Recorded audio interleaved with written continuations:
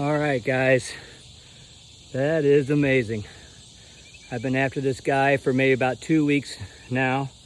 Came back this morning. He had worked it all up. The neighbor had recently mowed it down.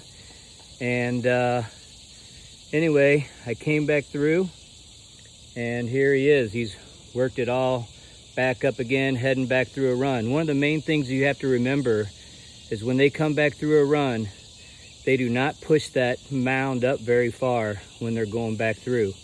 It might be up 3 or 4 inches when they first do it, but once you walk it down and they come back through, it might only be coming up a 1/2 of an inch or an inch.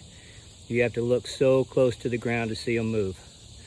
But anyway, we got this guy, and this neighbor is going to be so excited. God bless you all from the MOLiminator.